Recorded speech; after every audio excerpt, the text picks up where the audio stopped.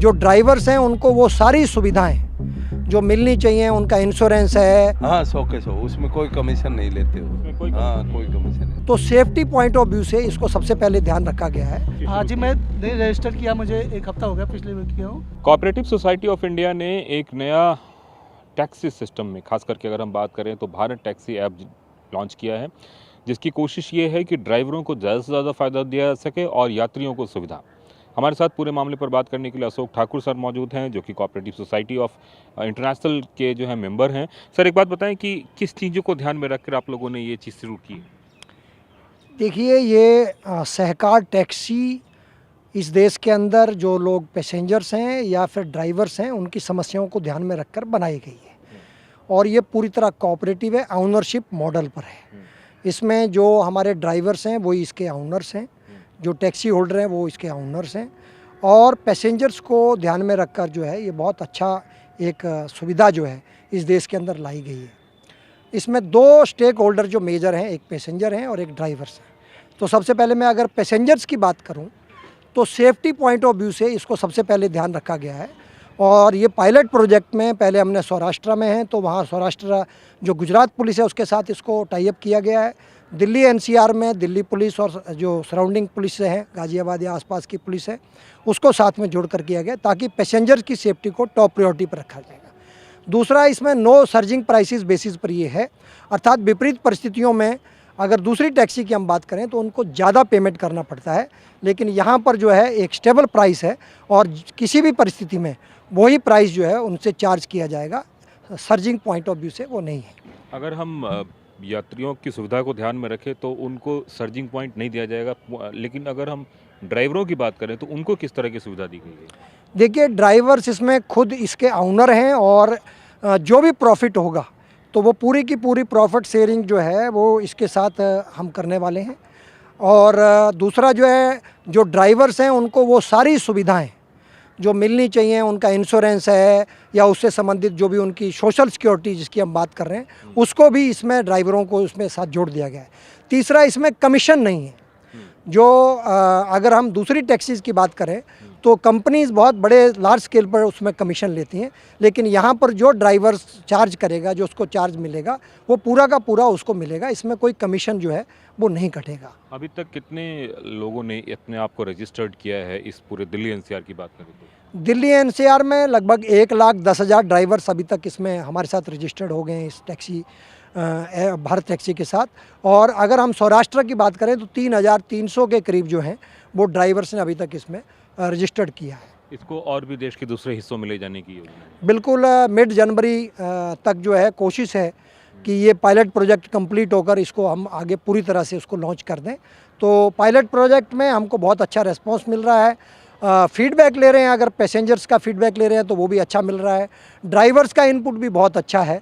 और इसमें एक और अच्छी बात हो रही है कि जो स्टूडेंट्स हैं हमारे, उनको ध्यान में रखकर भी आगे हमारी योजना है कि इस भारत टैक्सी के साथ वो जो बच्चे अपने जीवन में आगे बढ़ना चाहते हैं उनको सॉफ्ट लोन के माध्यम से उनको वो टैक्सी मिल जाए और उस टैक्सी के माध्यम से वो पार्ट टाइम काम कर कर अपनी पढ़ाई भी कर सकें और अपना काम भी कर सकें। दोनों चीज़ें जो हैं वो इसमें हमने जोड़ने की कोशिश की है।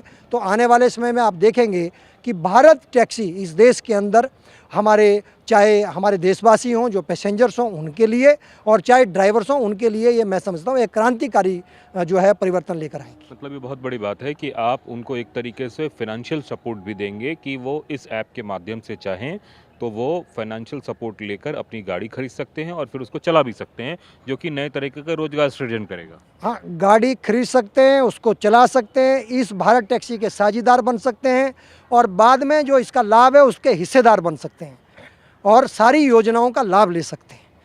तो एक तरीके से कह सकते हैं कि आने वाले समय में जो ओला उबर जैसी कंपनियां हैं उस पर निर्भरता कम होगी यात्रियों की। मुझे लगता है यात्रियों की निर्भरता कम होगी और ड्राइवर्स की निर्भरता भी कम होगी और जो शोषण हो रहा है ड्राइवर्स का, मुझे लगता है उस शोषण से मुक्ति दिलाने का ये एक बहुत बड़ा टूल बनेगा। तो निश्चित रूप से एक नया टूल शुरू किया गया है और देश के कोऑपरेटिव आंदोलन की अगर बात करें तो बहुत सारे मामलों में कोऑपरेटिव आंदोलन काफ़ी सफल रहा है। एक नया एक तरीके से सफलता के लिए इन्होंने काम शुरू किया है। हालांकि अभी पायलट प्रोजेक्ट पर है, लेकिन जिस हिसाब से लोग जुड़े हैं वो एक बड़ी बात है। आप देख सकते हैं ये जो लिखा हुआ है भारत टैक्सी, ये वही टैक्सी है जिसके माध्यम से आप अपना सफ़र आसान कर सकते हैं। कई तरह की सुविधाएं इसमें दी है और सबसे ज़्यादा सुविधा ड्राइवर्स को मिल रही है।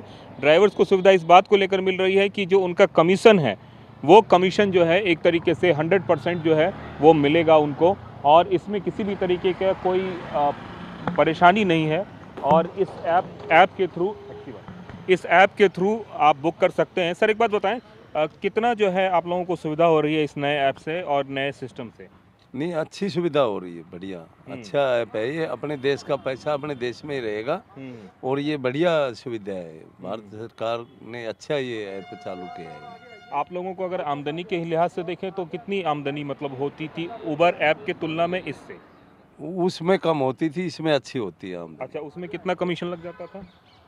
उसमें तो बहुत कम था कमीशन, अच्छा, इसमें पूरा मिल रहा है। अच्छा। हाँ। इसमें जैसे मान लीजिए कि मैंने अगर 100 रुपये का राइड लिया तो आपको कितने पैसे मिल जाएंगे उसमें? 100 का 100 मिल जाएंगे आपको? हाँ, 100 के 100, उसमें कोई कमीशन नहीं लेते हो। उसमें कोई हाँ, कमीशन कोई नहीं। कमीशन नहीं, 100 और के जैसे 100। मान लीजिए कि ये तो आपकी गाड़ी हुई, अगर मान लीजिए किसी और की गाड़ी आप चला रहे हैं तब की स्थिति में?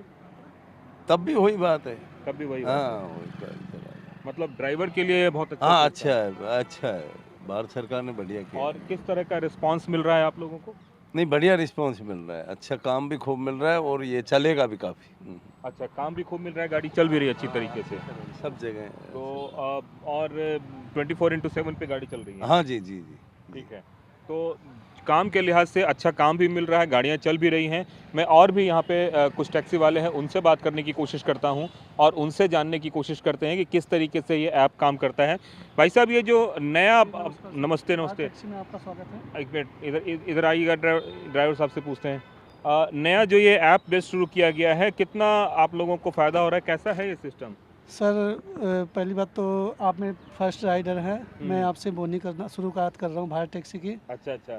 तो अभी एक्सपीरियंस कुछ बता नहीं सकता मैं। अच्छा, मतलब लेकिन आपका एक्सपीरियंस अभी उस तरीके का नहीं है, लेकिन मतलब बहुत सारे लोग इसमें रजिस्टर करा रहे हैं? हाँ, कर रहे हैं सर, बिल्कुल। बहुत सारे रजिस्टर कर रहे हैं। ओला उबर से लोग कह रहे हैं कि ज़्यादा बढ़िया है एक तरीके से। सर अभी तो शुरुआत है, बाकी मैं भी चाहता हूँ कि भारत टैक्सी, भारत सरकार भी इसको वो कर रही है, अच्छा, भारत का पैसा भारत में रहे। भारत में रहे सर।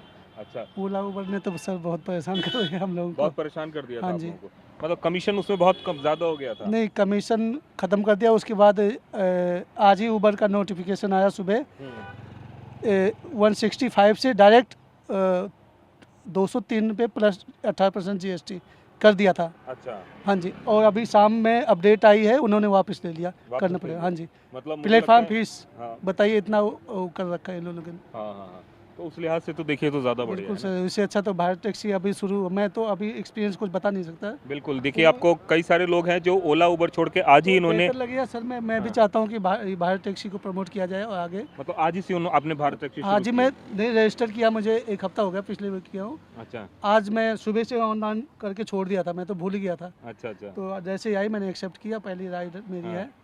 चलिए बढ़िया है, तो- पहली राइड है। एक और टैक्सी वाले भाई साहब मौजूद हैं और उनसे भी बात करते हैं।